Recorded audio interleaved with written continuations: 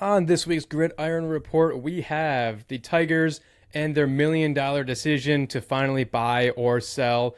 It's brought to you by our new friends at Old Glory. Use promo code GRIT, G-R-I-T, for 15% off any product. Let's get into it.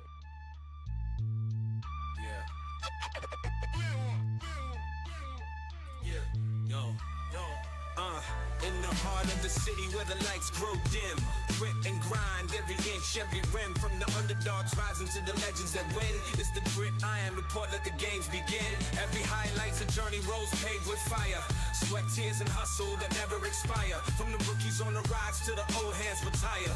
Gridiron is the place for fans to conspire. Hustle on blast, beats thunder and loud. Champions are born from the roar of the crowd. The Gridiron Report, where the stories are proud. Welcome to the Gridiron Report, your Lions First All Detroit Sports podcast, presented by Mic Drop Studios. Today is July 29th, and we have a lot to talk about with the MLB trade deadline. Just out in the front, though, I'm so happy this is finally here because I don't know about you, I'm so tired of hearing the Tarik Skubal talk, and I feel like the fans obviously feed into it. The organization feeds into it. Tarik himself feeds into it. I feel like every other week we hear, a comment or some sort of snippet about Tarik saying I want to be here. I want the team to sell. I still believe that we have a chance to win the World Series. He's feeding into it too. I'm just so ready for the trade deadline to be here and be settled so we can figure out what we're doing with Tarik and whether we're going for it or not and just be on with this thing. Dude, Tarik is souring right in front of your eyes. I can just see it, man. I know there's stuff that came out not too long ago that Tarik knew that his elbow was a little bit fucked up and didn't get an MRI before the season. I think you're definitely souring on him a little bit, but I'm with you. It's just when you have the hottest commodity in baseball at the trade deadline, you're gonna just hear it nonstop, and that's not even factoring in that the Tigers are shifting. They're hot, but still their playoff odds are not great right now. Still call it a long shot. So it's all kind of feeding into it. I'm with you though. I want it to be next Monday already, trade deadline, August 3rd, and just so we know, and so we can kind of just put this to bed, shift into a late season push, or if we sell at the deadline, just shift into straight up tank mode, whatever it is. I just want to know what it is. So I think before the Tigers decide that, we can break it down for the people right now. Just in this segment one, but just as we're recording right now, Monday the 27th, a couple days until you guys hear this, but as of right now, 50-56 record for your Tigers, 6 games under 500. Just blew a couple really bad games to the Royals, games that you need to have in your division. But still a very hot team. I would still say one of the hottest teams in baseball since the beginning of June. Those gritty Tigs. The odds are increasing right now, but I'm just looking at the bullpen, looking at maybe recency bias, they just blowing the last 2 games to the Royals, but really just looking at the body of work for the bullpen, all of these blown saves. I'm not feeling great right now as a Tigers fan. I should be feeling better because they're hot, but I don't know. I mean, they did it. They did this to themselves, and you kind of hit on all the points. I'm tired about the Tarik Skubal stuff. He's obviously playing into it. It's there's so many different reasons as to why it's being drawn out. You have Scott Boras, who's just the absolute worst. If you don't know, Scott Boras he's Tarik Skubal's agent. Scott Boras is known. He's the largest agent in all of sports. I probably would say Rich, probably LeBron's agent is probably just as big, maybe not quite as big, but that's kind of just because it's LeBron. Scott Boras is the largest sports agent in all sports, and he obviously he represents Skubal. He's known for not letting his guys re-sign. He's known for letting them hit the market and trying to get insane deals. And credit to him, he gets those deals. And so having Scott, he also does this stupid bullshit that at press conferences, he I'm not joking when I say it's he rhymes in it's a kid's storybook. And so if you look up Scott Boras and his Tarik Skubal press conference, you'll see what I'm talking about. So he does stupid shit like that, where he thinks he's being cute, and it's just so frustrating. And then you have, like you said, the Tigers that can't decide if we're good or we're bad. The front office that can't decide if we want to buy, even if we're good or real bad. They still would probably find a way. We'll always find a way to either muck things up or make everyone question what we're doing. But just breaking down by month, like you said, we're pretty hot right now. Breaking down by month of April, we were 14-13. Month of May, we were 6-22. Month of June, I know. So I'm pretty sure that was the worst. I know that was the worst record in baseball there. Month of June, 15-11, and then July so far we're 13-7. I believe throughout June and into July, we were then the best team in baseball. And I don't have the stat in front of me, but over the last like 2 to 3 years, the Tigers hold the top two records for the best team they're like the best team in baseball 3 times, but then they were also the worst team in baseball 3 times, which is just so perfect for this team. Like they can't decide what they want to be, and that's what makes it so frustrating and so difficult. And in segment 2, we'll get into like a little trade or keep kind of thing, so we'll talk about actual individual guys and what we should do. But I don't know, dude. This is just so difficult. They're so hot and they're so cold, and just being the pessimistic fan that I am, like I have to assume the cold is more of the reality. It's tough, man. 15 of the last 22. I think you broke it down beautifully. But yeah, just looking at the standings right now, a lot of people are throwing out the wild card. For me, they're technically 3.5 games back of that third wild card spot. But there's like just a log jam of 5 different teams that they'd have to leapfrog just to get into that last spot. So that doesn't really give me any confidence. But of course, 2 of those teams are in your division, right? The Twins and the Guardians. So I don't know. I think FanGraphs actually has us, slightly better odds to win the AL Central than it is to win the to get in as a wild card team. I think It's like 18% and then 12%. So yeah, it's about 31% total to get into the playoffs. So I'm with you. It's just even though this team has won 15 of 22, like they're not inspiring any confidence, because to your point, like they could easily just go cold and like rip off like 9 losses out of 10. This bullpen is like historically bad. They're on pace to blow more saves than I think any team in Tigers history. Like it's horrible. So like, I mean, we'll talk about like what they should do at the deadline. We're going to break down a lot of players in this next segment, but if they are buyers, which we're not, that's not really what the segment is, but like it's got to be bullpen. But again, it's just, I don't know. I hate being sellers, but like when I just see 31% odds to make the playoffs, a very hot and cold team, very cold at times. You have this amazing asset in Tarik Skubal, who you could just get a haul from potentially. Like it's hard for me to sit here and say, oh, they should go all in or they should stay put. Like they'll get hot again, and yet they did it in 2024, and it was just a magical ride, and it was awesome, and I loved every minute of it. So I'm so torn, dude. I don't even know what to think anymore.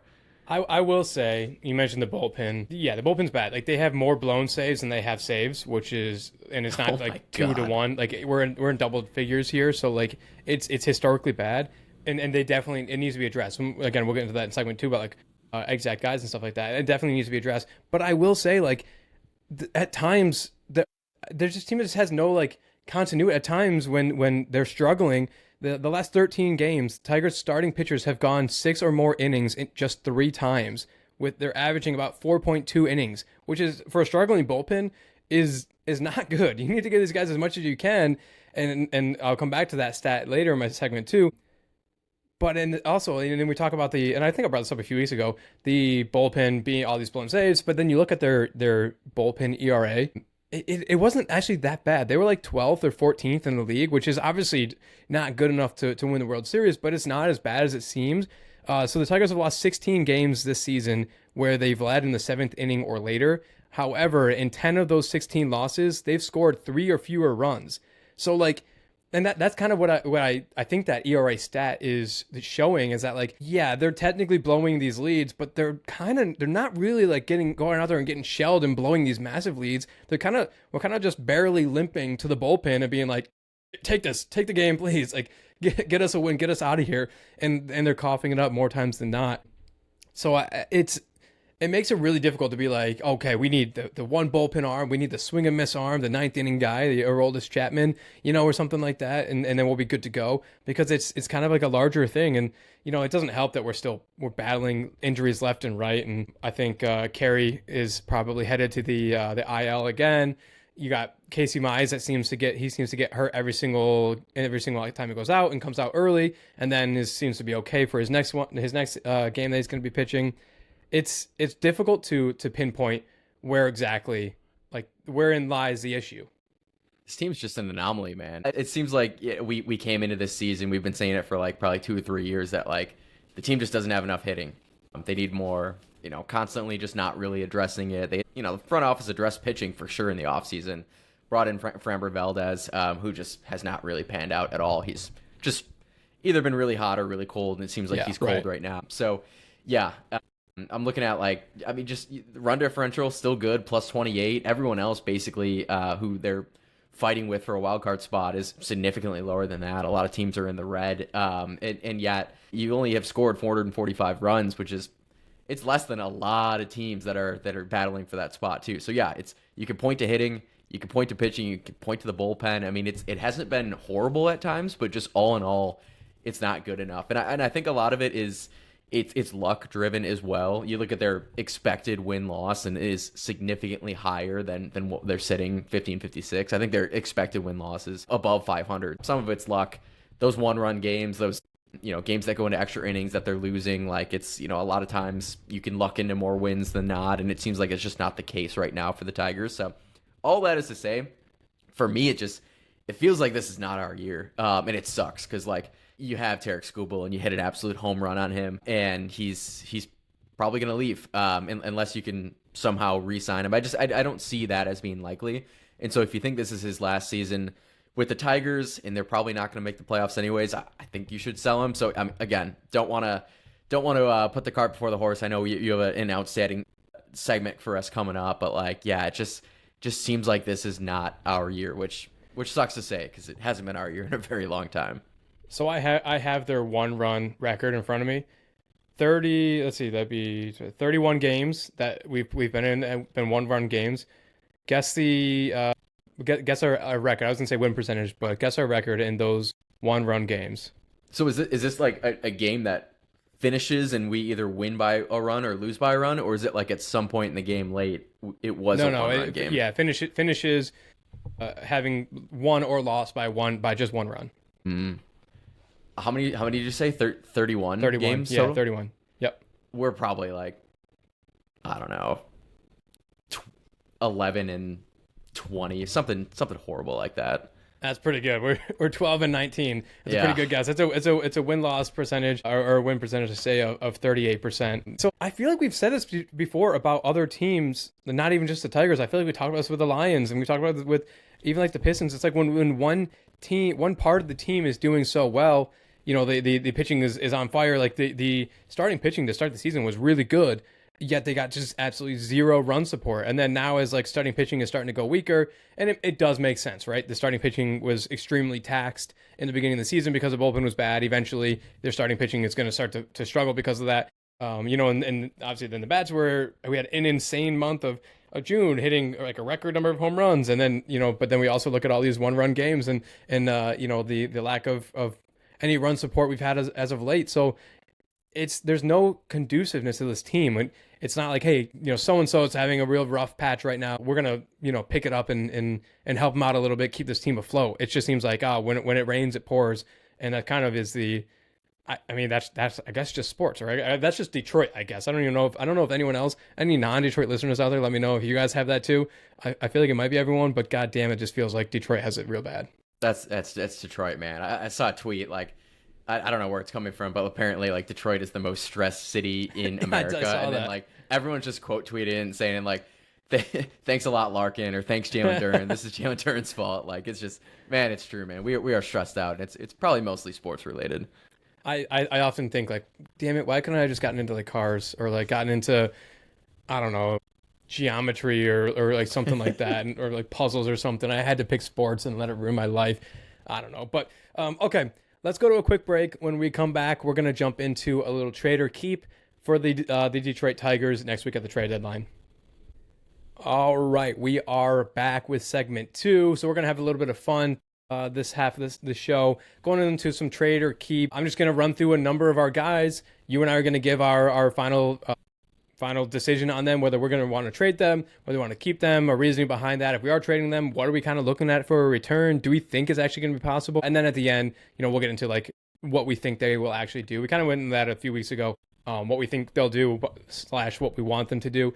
Before we do that, though, just setting the table a little bit more. So the Tigers, is a lot to figure out. They were just quoted today saying they're literally going to take this entire week to figure out whether they're going to be buyers, which is I mean, for fans, I guess that's good for us because they won't decide tomorrow after we record and that they're going to be buyers or sellers, and then all that news is out of dated. They're kind of holding off for us. But looking at the schedule moving forward, so we're playing versus Baltimore right now. They are currently losing 8-5. We have 2 more against Baltimore, and we have 3 at Oakland, or I should say Las Vegas, against the Athletics.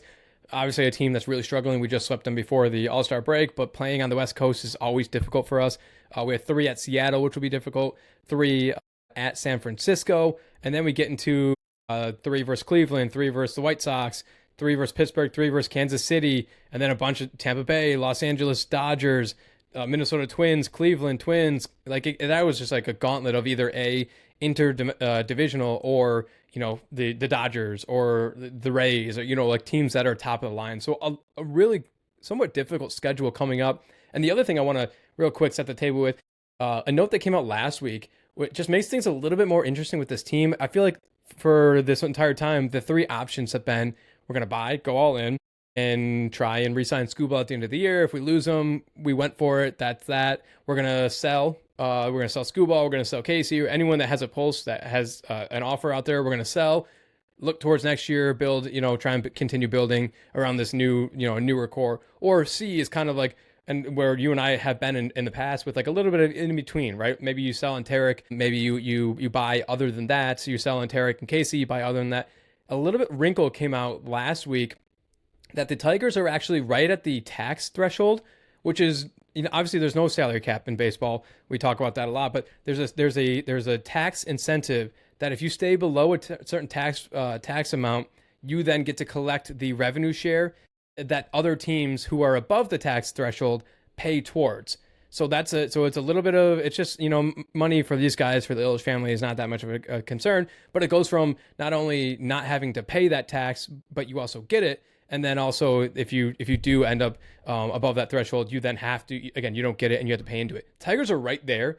So if we do buy in any way, that basically means people are going to have to go out. And it's going to have to be guys that are not just, prospects that, like a Max Anderson, a prospect that like maybe we don't really want to get rid of because, what could it be? Like, it's going to be some guys that's making some money, like a Flaherty, or someone, I'm not even gonna say Hyu Lee because he's on an absolute tear right now, but somebody who like is actually doing something and is earning some money is probably going to have to go out. So that definitely changes things. And then the last thing about that, the compensation pick. So these guys, MLB does, if you, similar to the NBA with qualifying offers, basically if Tarik Skubal at the end of this year, if we give him an offer, tender him an offer, and he declines the offer and goes and signs somewhere else, the MLB has it set up so the team that loses him, just basically if he goes for smaller market teams, basically, you can't just have the Dodgers and the Yankees and everyone like taking up these guys.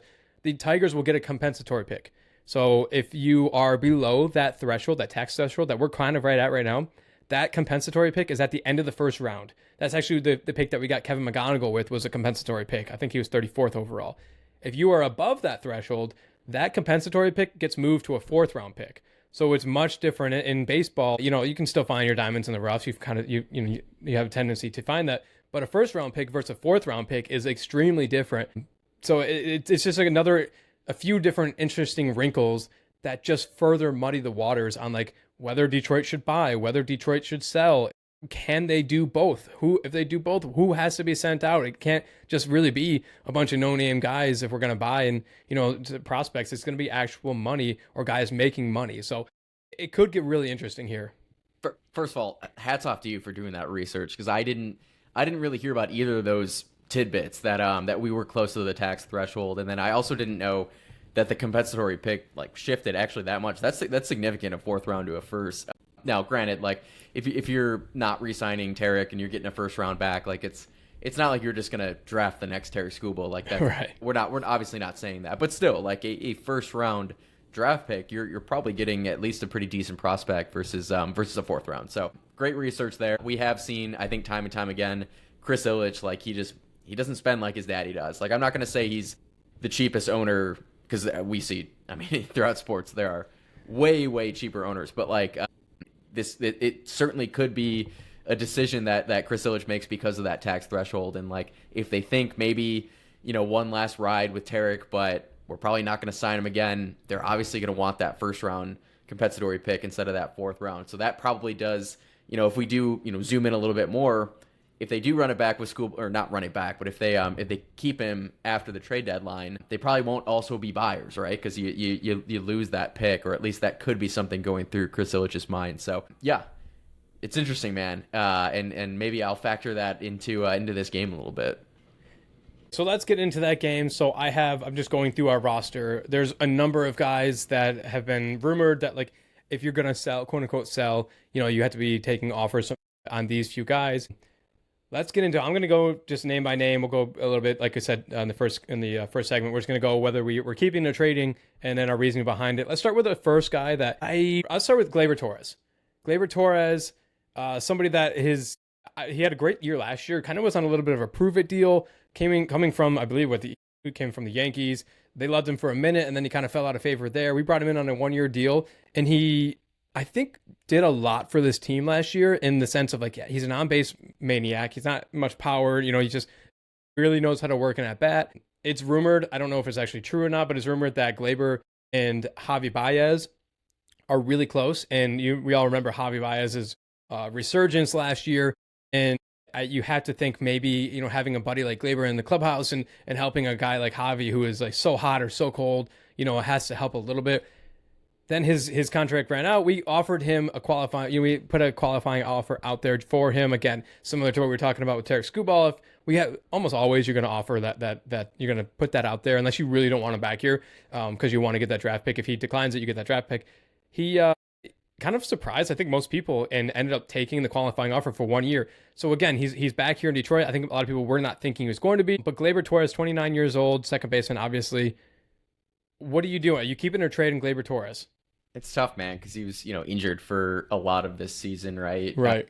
Or, maybe a little bit less than half, but still, like, he's seemingly healthy now, and his numbers are still up there. I mean, if you look at it across the board, actually maybe a little bit more solid than last year, but very similar. Last year, hot start to the season, all-star, probably cooled off a little bit late. I think he was dealing with, like, a hand injury.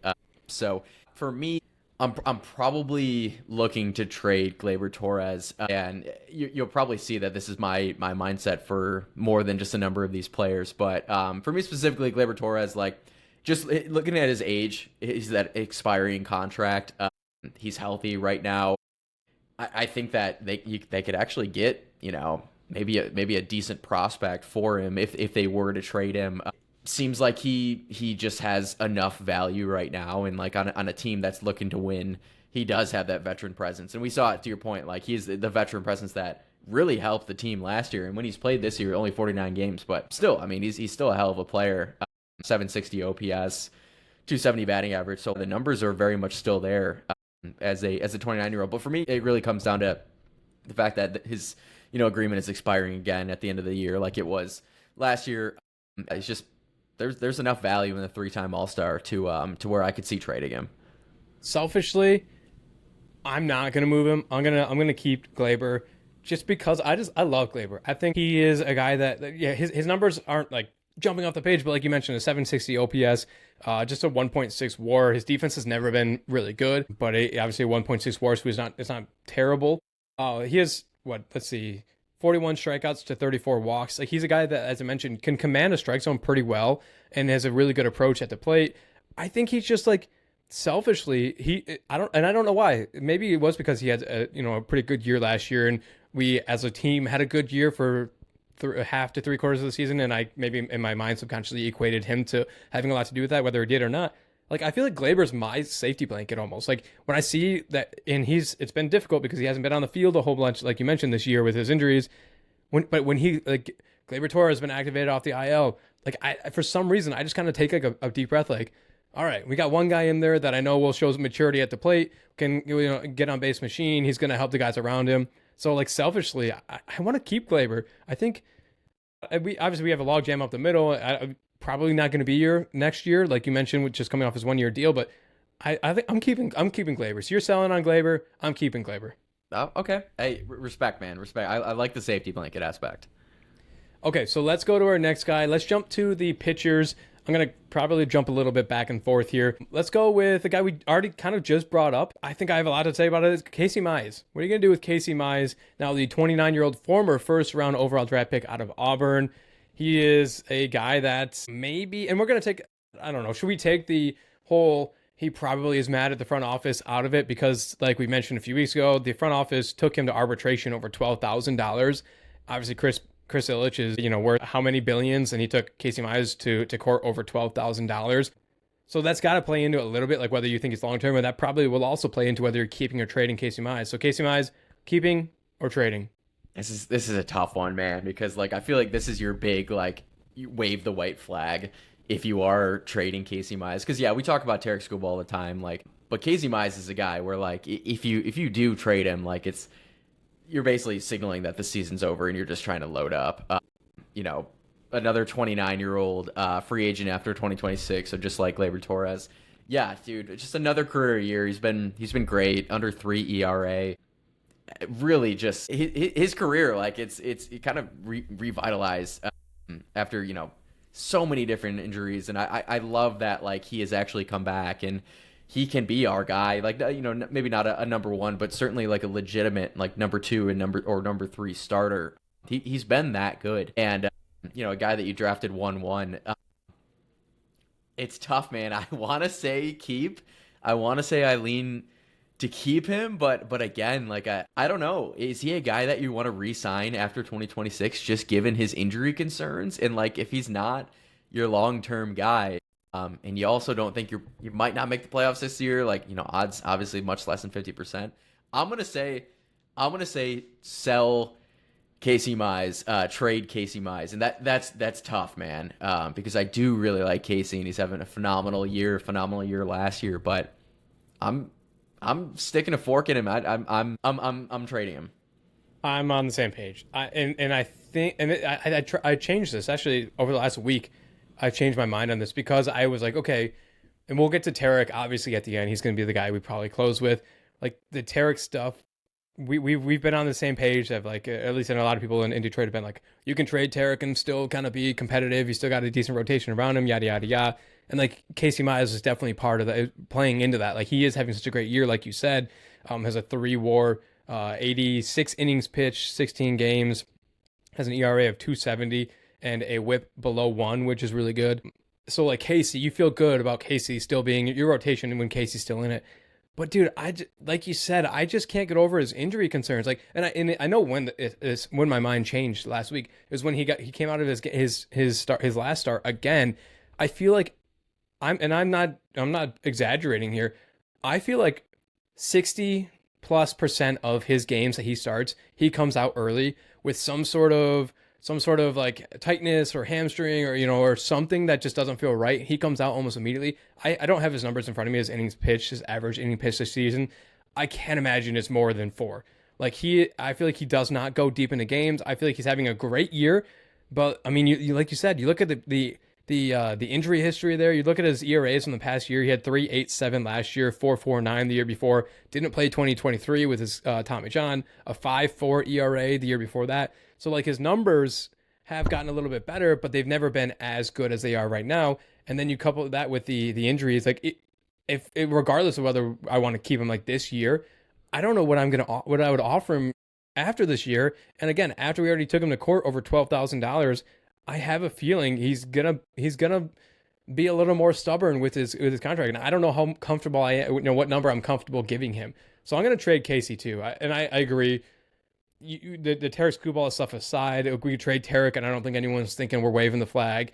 You start throwing in like a Casey Mize, I agree that starts to say like we're gonna give it the old college try to finish up this season, but we're kind of looking towards the future, which is unfortunate. But I'm selling on Casey Mize too.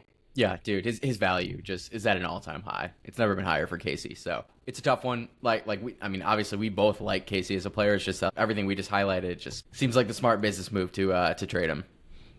Yeah, and the Tigers game just went final. They dropped one against Baltimore 8-5, so that doesn't not help the want to buy camp. It's plus skid. 1 for the selling camp. Yeah, 3-game skid. Okay, so let's shift gears a little bit here. Again, I'm trying to go back and forth. Pitcher a positional player, pitcher.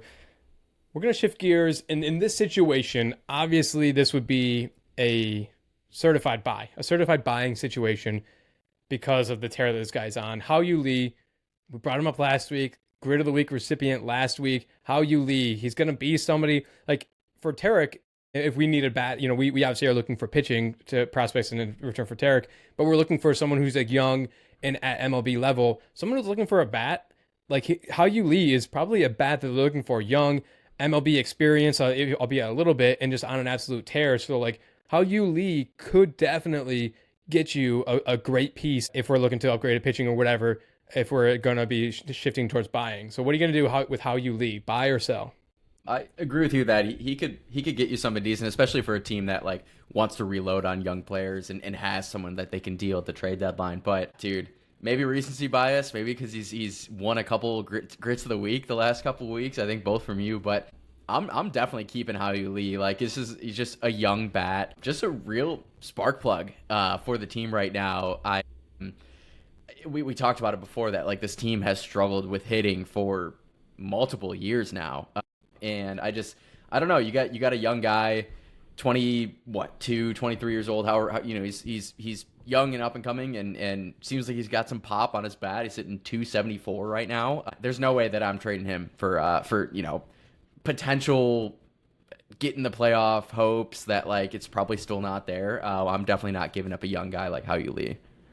I think this is so tough because we yell at all these guys, like the GMs, and like, come on, like we want to buy, like the Red Wings at the trade deadline, like please be a buyer. We have all these pieces, like use them. And then you look at a guy like Hao-Yu Lee, and suddenly we're like, well, no, I like Hao-Yu Lee. Like I don't want to trade him. Like he's something. And if we look back, like at last trade deadline or last offseason, like Hao-Yu Lee definitely could have been a guy that could have been traded away if we got our way and we were buyers at any point. In fact, we got Hao-Yu Lee, I think, either from the Flaherty trade that we traded Jack Flaherty away, and then he obviously came back that next season, or the Michael Lorenzen trade. I think it was one of those two. Don't fact check me on that. Either way, like he obviously was someone else's prospect that they sold on it, and so it's difficult. All that to say, like we can't. I feel bad saying this because I'm not selling him. I'm not trading him either. Yet we're saying like he might be the best piece, and if we want them to buy, you're gonna have to part ways with them. And we're saying no, we don't want to do that, but we also want to buy. I'm not trading him either. I mean, he has a 2.74 ERA, 17 runs, 23 RBIs, a stolen base, has an OPS of 750, a .6 WAR, and that's all being with starting out slow as a normal rookie. A guy making his debut. He's just 23 years old. If you take out the first, I don't know, month of his season, a month of his career, he's hitting, I think in the last 35 games, he's hitting somewhere around like 340. His ERA or a batting average of like 340. Multiple home runs. He was on fire again today. I'm keeping Hao-Yu Lee, and so if we have to like buy and that's like the price, maybe I'm shifting focus a little bit to someone else, unless it's like a Mason Miller or something. But like I'm keeping Hao-Yu Lee as well. He's such a dog, dude. I'm glad we're in lockstep on Hao-Yu, man. And I mean, just how you doing? Like, it works every time. It always hits. All right, so let's go. We're going to go back to the pitcher's mound. Again, this guy would be someone that if we are shipping him off, it likely will be for, we are in the buying camp. This is not somebody that we're going to be selling on. Troy Melton, 25 years old, a guy that has come up, actually pitched phenomenally for us last year. In the playoffs, I think he actually was. Didn't he get his start in like the playoffs or something? And then started out this year really good. Went down with an injury. I believe he's making a rehab if he has not already been reinstated. But Troy Melton, you're gonna trade Troy Melton in an obvious buy situation, or are we is he a guy you want to keep kind of no matter what? Easy keep for me. One thing that kind of struck me, you talked about. Casey Mize like not really ever going deep in games. I feel like Troy Melton's just a guy who just consistently goes just a little bit deeper in games, and so but that's not the only reason why I want to keep him. He does a little bit of everything for me. He seems like he could be the pitcher that eventually he can be your number one. He just seems like he has that good of stuff. Granted, it's only a couple season sample size, but as we're sitting right now, already 2.6 WAR, 1.95 ERA. Like this guy, dude, is just He's electric, man. A whip under one, which I think, ironically, Casey was the same way. I mean, these are two outstanding pitchers. But Melton, he's the younger guy, 8.3 strikeouts per nine. It just, he's got a little bit of everything for me. Certainly a guy you're not giving up. I'm certainly keeping Troy Melton. Yeah, we're on the same page. Easy. What I agree with you. Do you think he's an? You said easy keep. You think he's an easier keep than How You Lee? Yeah, Yeah, certainly. I think so, too. mean, he's just Yeah. you're like I said, potential number one arm. You don't take that lightly. 100%. I agree with you. So, like in his short career, you just mentioned it's not that long, but obviously it's holds some weight. He has a 3.5 WAR, a 2.3 career ERA, just over 100 innings pitched, and has a career WHIP of 9.75. So again, a below one WHIP, which is kind of the threshold of like good to very good, or average to good for a pitcher. Just 25 years old, not a free agent until 2032, not arbitration eligible until 2029. So you have at least 3 years before you need to make any decision on him. He's an easy keep for me as well, because I mean, and I think you bring up Casey Mize like a great point, because like again, you ship out Tarik Skubal, you feel confident with like Casey Mize, Troy Melton, a few of these other guys we can get to here in a minute, but like he's a guy that you feel confident that like I agree with you. It's hard to say whether a guy's going to end up becoming your bona fide ace, but like I just based on what we've seen in his mechanics and how he plays and his mentality at just 25 years old, like it's almost you feel very, very, very good at a minimum that he can be your second guy no matter what. So I'm with you on that. That's an easy keep for me as well. A little, and I agree with you, a little easier than How You Lee, but we're keeping on both of them. So okay. All right, so let's keep going with a few of these guys. Just have a few more here before we get to obviously the main fish here. Just one more guy before we get to the main fish that I know we're all talking about. But we're gonna go with Jack Flaherty. Are you gonna trade or keep Jack Flaherty? Sticking with the pitchers here again, a guy that has definitely had his ups and downs here in Detroit. Was actually one of the rarest. I don't know if I've actually ever seen that from another. Like everyone hopes that it happens. Like you trade away a guy at the trade deadline, and you're like, I hope you had so much fun here. Like once you're your rental for this year, come back here when you're done. That it's like the first time that's ever actually worked, and that we like traded him away at last year's deadline, and then he re-signed with us. So it could happen again. But Jack Flaherty, another guy that's been linked to a few times, a few different teams, just as a veteran that I'm sure he's no longer, like a 1 or 2 or maybe even a 3, but like a playoff team would like to have him in their rotation at some point. Jack Flaherty, you keeping a trade in on the old Flair Bear? Yeah, it's a trade for me. It's a pretty easy trade for me. I don't know what Jack Flaherty's market would be. Yeah. It's nothing against Jack. I mean, he obviously, like you said, he's 2 different stints with the Tigers and some really fond memories. I will say I probably did have some choice words for Jack Flaherty the last time that I went to a Tigers game.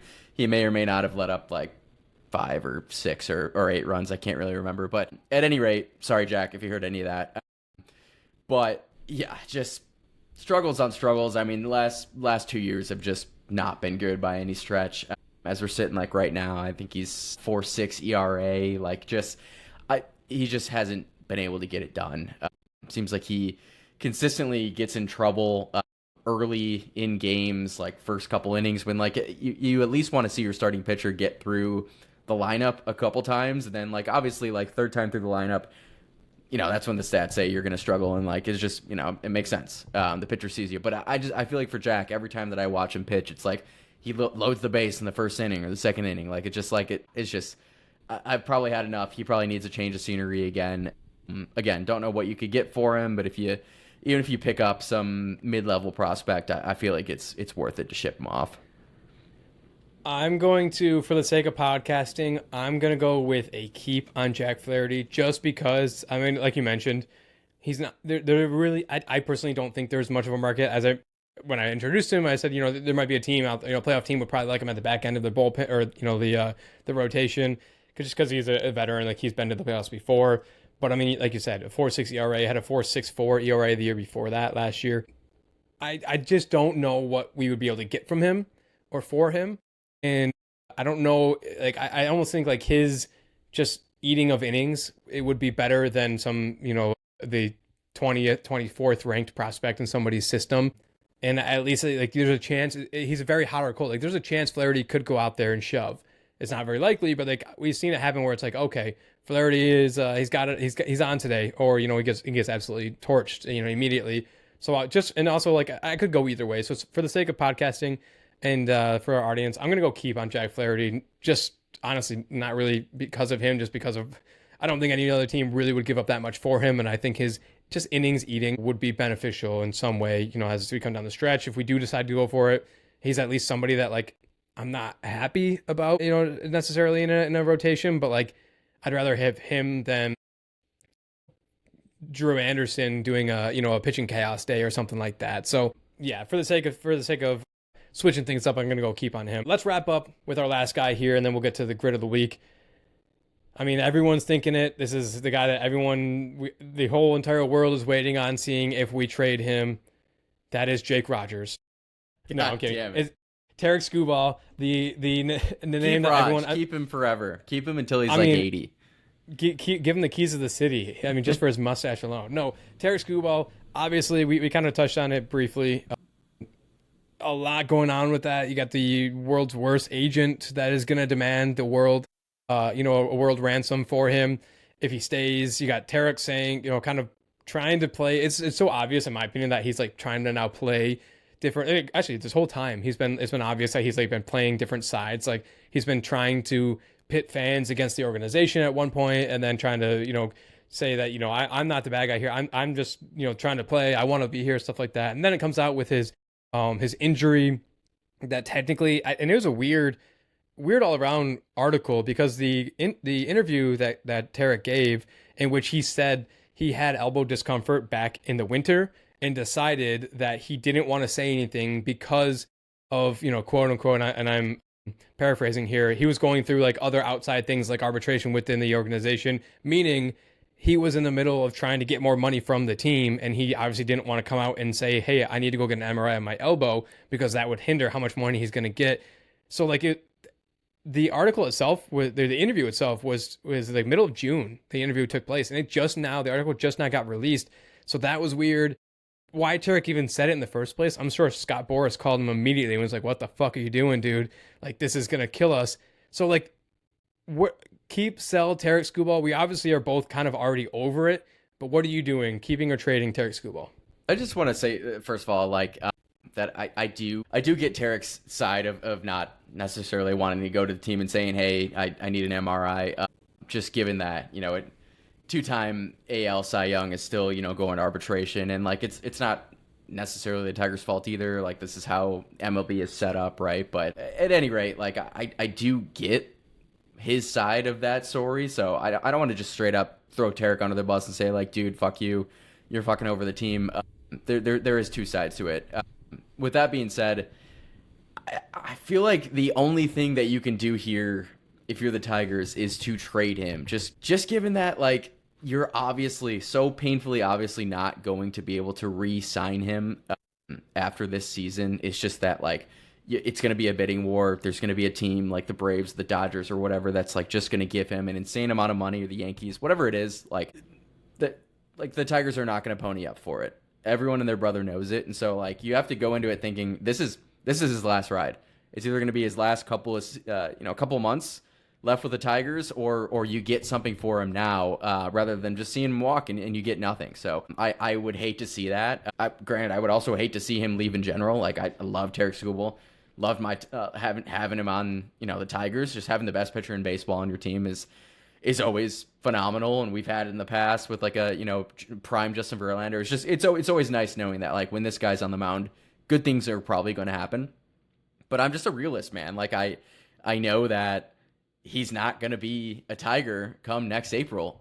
And so because of that, I want to get some value out of him. And because he's such a hot commodity, you could realistically get like 2 or 3 top 100 prospects plus probably like an MLB ready arm right now. So like it's that much that you could potentially get for Tarik Skubal. I think it's just too much value to pass up on a guy with an expiring contract that's going to leave anyways. Yeah, it's so well said, because I that's what bugs me so much is like he's playing this, and I know how this is coming off, that like I've shifted on Tarik Skubal and how I'm anti Tarik now, and we've enjoyed. You hate Tarik Skubal. You've said that before. We've enjoyed his absolute shoving. Like last year in the playoffs when he had his complete game, or leading up to the playoffs, he had a complete game, and he piped 101 like for his last pitch of the game. Like that's insane. Like we've had so much fun, but I just think, like you said, he's made it so obvious that he's not going to resign here. That you have to get something for. We're not winning the World Series this year. Like of course Tarik doesn't want to be moved right here right now. No one wants to move in the middle of a season. He wants to, he'll have more opportunity after this year to win World Series than you're right here right now. So like of course he doesn't want to move, he wants us to go all in, and because he thinks we can win the World Series and stuff like that. But like you're not winning the World Series this year. I'm sorry to any Tigers fan who thought maybe we were. We maybe can make a little bit of noise and have a little fun in the playoffs, but like you're not winning the World Series. He's not resigning here. Like you said, he's painfully obvious. We don't ever pony up that type of money. This is maybe in the past with Illich Sr. that we would have, but like not now, and not today's day and age. Scott Boras isn't likely going to let him sign here for a contract like that. So like it's painfully obvious you got to get something for him. And on top of that, as we kind of just went through all those trade and keep guys, I feel like a few different times we talked about like we still have a good young rotation, and like we can still do something here. Now, again, with the trade, with the tax threshold, you can't really, it makes it that much harder to go out and buy. But I mean, there is a way you could do it. You can go out and you could sell Tarik Skubal, you can sell on a Jack Flaherty, and then suddenly you've opened up a good amount of cash that you can now bring, go out and trade and have a little fun and do a little both, toe that line a little bit better. But if you're telling me, like you can get a Troy Melton, like we said, a young, controllable arm that has a future of at least being like a 2 pitcher, and if not being like an ace, and also maybe like a Chris Rodriguez, who currently is our 8th overall prospect, but he's absolutely lighting it up in rookie ball. He's just 18 years old, and the future is very bright for him. Like a Chris Rodriguez, and like I don't know. And one other guy, a Max Anderson, who's just kind of a triple A bashing home runs, maybe will be a career quadruple A kind of guy. But if you're telling me you can get a young, great pitcher like Troy Melton, a great young 18-year-old and like a Chris Rodriguez who shows a lot of potential, and then there's another guy who like, maybe it'll work out. Like he's doing it in high level ball and maybe just needs an opportunity. You got to take that. Like you got to take that for Tarik. And I think nowadays, I think most fans are kind of in that same boat. I actually don't know many people that actually want us to hold on to him anymore. Just given that, like, even if you hold on to him, like you said, like this season's probably it's just gonna end one way. It's gonna end in pain. It always does. Even if we limp into the playoffs, like, which is still pretty unlikely, 31%. Even if that happens, probably not doing much in the playoffs. So like, I want to get something out of him, and I know that's exactly not what the Tigers are going to do. They're gonna try to run it back, try to get that 2024 magic back. The second half of the season, last couple months of the season, we're probably not going to make the playoffs. Tarik's going to leave for nothing. Everything's going to suck. I could feel it. I can feel it in my heart. I hate feeling that way, but it's probably going to happen. Even though we've laid down the blueprint. Scott Harris, if you're listening, which I know you're probably an avid fan, the blueprint is laid out, man. Like, just you got to trade this guy. He is too valuable, and it sucks to say, but it's got to be done. I feel it just like I'll feel it down on my plums. We're gonna end up being like we're going all in. Although, and I don't want to root for us losing, but like might not even need like root for us. We have a difficult. Well, of course we play the A's after the Baltimore, so like it'll be easy after that. But then like immediately after we'll know very certainly immediately after the trade deadline, like, oh, we fucked up. I feel like, and it'll definitely become like, because I agree with you. I think we're gonna keep Tarik. They're gonna do similar to last year around the margins with like whoever we end up going out there and get last year, that ended up being just absolutely nothing. And then they're gonna the focus is gonna shift to we want Tarik to be here. Like our number one priority is keeping Tarik here, and then it'll shift to, well, we get a first round draft pick though if Tarik leaves. So like it wasn't for nothing, right, guys? Which is sad that the writing's on the wall in that regard. So, okay, that is our trade or keep. We have a lot to talk about next week, as we will know as of whenever you're listening to this, whether the Tigers were sellers, they're buyers, whether they did a little bit in between, whether they even knew that it was a trade deadline. We'll have a lot to cover next week. We'll break down all and or none of the the moves that the Tigers end up making. We'll basically talk about the outlook of the season after that, what it means for our prospects, everything that has to do with the Detroit Tigers after the trade deadline in next week's episode. So make sure you guys tune into that one. Let's start to wrap up the show with our Grit of the Week. Before we do that, though, Grit of the Week is brought to you guys by our new friends at Old Glory. Old Glory is Old Glory offers 300,000 items for music, sports, entertainment, pop culture fans. They are featuring officially licensed merchandise from iconic bands, top sports teams. You guys can discover your perfect fan gear and save with our exclusive discount GRIT at oldglory.com. That's discount GRIT, G-R-I-T, for 15% off any product at oldglory.com. Thank you, Old Glory, for sponsoring Grit of the Week.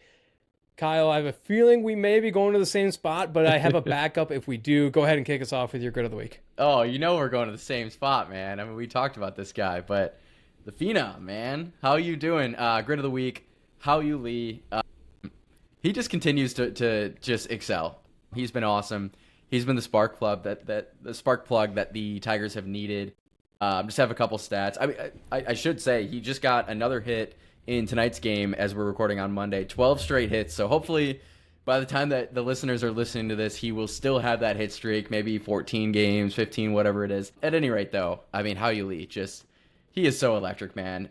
So fun to watch. In 30 games since being recalled from AAA on June 13th, he is hitting 341, 6 doubles, 4 homers, 538 slugging, 907 OPS, and a 150 OPS plus. So, yeah, just a huge reason for the Tigers' success. And granted, they have now dropped 3 straight, but damn it, How You is he's still doing it. He's been great, man. So yeah, Grit of the Week, How You Lee. Yeah, I hit my Grit of the Week last week. I knew you were going to go there, so I tried to think out of the box for this one. He's definitely deserving. It is something to say, like, and that's why you and I both said on for How You Lee, like, we're going to keep him, because, like, having him, and granted, obviously, you hope that it's not just a flash in the pan with 30 plus games, so it's a little bit of a larger sample, medium-sized sample size. But you look at, he's leading the team right now as the hottest player on this team easily. Kevin McGonigal is doing Kevin McGonigal stuff. Like, the future is still, we talked about Troy Melton, the future is still bright. So that's why we're saying, like, you flip Tarik for another all-star, like a Kevin McGonigal or something, a batter pitcher-wise, whatever you need. And we still got something going here. But I knew you were going to go there, so I'm going to go with my Grit of the Week. A little bit old. I don't think either one of us gave it to this guy. We had a lot going on when this sort of stuff was coming out. So I don't think we actually really got to cover it all that well. I'm gonna give my Grit of the Week to Chaz Lanier for his Detroit Pistons Summer League performances. Again, we didn't really cover Summer League all that much. We had a lot going on with the MLB and stuff like that. Chaz Lanier was the best 3-point shooter in Summer League, and I think I watched the first game, admittedly, for Summer League, and I saw him miss. I think he went like 1 for 6 or something from 3, and immediately I was like, buddy, like, get ready to learn real estate. Like, you were in the league to do one thing, and that shoot threes, and 1 for 6 in year 2 is not going to cut it. And then he just went on an absolute tear. So even with going 1 for 6 in that first game, he finished Summer League shooting 51% from 3. So that just shows you how absolute scorching he was after that, on 9 3-point attempts per game. So that just, he wasn't just throwing up, 2 a game and hitting one of them, missing the other, and being 50%. He had the highest, or tied for third, 4th highest 3-point attempts per game. Igor Demine had 10 3-pointers per attempts per game. Chaz had 9. But he was easily, far and away, the best 3-point shooter on high volume, on good attempts. Every which way you want him to do it, off screens, off movement, catch and shoot, off the dribble. He was able to hit all of them. Will it be enough to put him on the roster for the Pistons next year? I don't know. I think he's going to get more minutes than last year, but he didn't really do much other than shoot, meaning like off the dribble, attacking closeout, stuff like that. But I think, like, it was just electric for a guy that, again, I saw his first game and I was like, this guy's in trouble, to then finish Summer League on 51% from 3. He gets my Grit of the Week. That's just fun to watch. Hell yeah, dude. Shout out Chazzy, man. I think we talked about it, the two of us, but a decent part of his success is probably the fact that he's, 24, 25 years old. He's still in Summer League. Granted, no, he's only going into his second season, so he should be in Summer League, right? But he's playing against a lot of these, 18, 19-year-old kids, so definitely has the advantage there. Regardless, dude, 51% is 51%. And yeah, I do think if you're shooting even anywhere close to that, in the league, like, you know, high 30s, low 40s. Like, you're gonna get time, even if it's just 10 minutes a game. I think last season he was probably floating around like 7 minutes. So if he can average 10 minutes a game, shoot 2 or 3 threes, make one or more of them, you're still adding value, even if you're not really doing much off the dribble, defense, whatever. So yeah, dude, regardless, shout out Chaz Lanier, man. Mark my words, Chaz Lanier is going to win us a few games later in the season when we, you know, guys are veterans are taking nights off and we're kind of gearing up for the playoffs, and he's going to win us a few games. He's going to come in and just light it up. I know that for a fact. So we'll come back and clip this when he actually goes and does that. But shout out to him. Shout out to How You Lee. But that's our show, you guys. Thank you for tuning in to this week's episode. You can find both Kyle and I on Twitter at Kyle_Marino and myself at Dutton_Tyler. You can follow the podcast itself on Instagram and TikTok at Gridiron Report, on Twitter at Gridiron Report 1, or you can watch these full-length videos and episodes on YouTube at Gridiron Report. Finally, you can join the podcast. You can join the conversation next week by calling into the Gridiron Report voicemail for us to play and discuss on the podcast. That number is 313-306-7939. If you guys like this episode, please take a moment to rate it 5 stars. Leave us a review wherever you listen to your podcast. Follow us on all forms of social media. Interact with us. We love answering the comments that everyone's leaving on those. So follow us on all forms of social media. Thank you guys for listening. Thanks, y'all. Eat 'em up, Tigers. Journey roads paved with fire, sweat, tears, and hustle that never expire. From the rookies on the rise to the old hands retire. Grit iron is the place for fans to conspire. Hustle on blast, beats thundering loud. Champions are born from the roar of the crowd. The Gridiron Report where the stories are proud. Tune in, bring the heat, make your fandom a vow.